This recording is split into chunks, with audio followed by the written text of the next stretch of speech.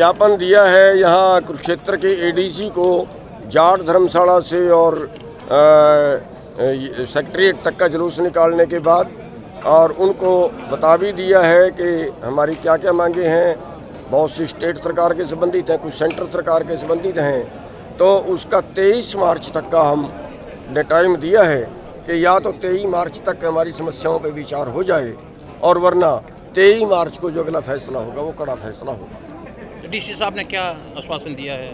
DC साहब ने आश्वासन दिया है कि जो हमारे लेवल के हम उनकी जांच करेंगे, जो घोटाला है उसमें जो भी घोटालेबाज हैं उनको पे कार्रवाई करेंगे, और जो ऊपर भेजने वाली है उनको ऊपर भेजेंगे। क्या मुद्दे थे? मुख्य मांगे हैं आज की जो मुख्य मांगे हैं वो सबसे बड़ा तो धान घोटाले की बात है। उसमें बहुत से पॉइंट है जिनकी जाँच करने को हमने बोला है, और जो फसल खराब है उसके मुआवजे की बात है, और अस्पतालों के अंदर जो लूट है, 2 रुपये की गोली 200 में बेच रहे हैं, आधे ऑपरेशन बिना उसके कर रहे हैं ज़रूरत के, और या और भी कई तरह की लूटें हैं। प्राइवेट स्कूलों के अंदर लूट है, 5 साल के बच्चे का 5,000 रुपये महीने का खर्चा हो गया है। इसी तरह से जो बिजली है, जो बिजली बिल सेंट्रल गवर्नमेंट ला रही है, बिजली को प्राइवेट कर रहे हैं। इसी तरह से बीज बिल ला रहे हैं, उस बीज को भी सारे कंपनियों के हवाले कर रहे हैं। किसानों के कर्जा मुक्ति की मांग है, और सबसे बड़ी मांग जो बाहर से आयात कर रहे हैं उस पे से आयात कर हटा रहे हैं। अगर उससे आयात कर हटता है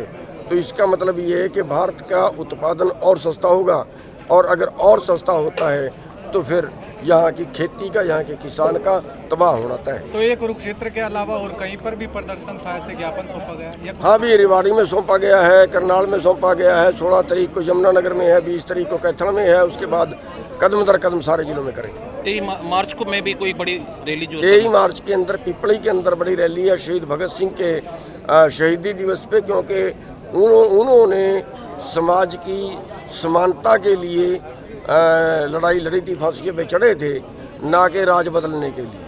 गोरे अंग्रेजों का राज गया, काले मन के काले अंग्रेज आ गए, भ्रष्टाचार की भरमार होगी, निचले लोगों की जेब कट रही है, ऊपरले लोगों की भरमार हो रही है।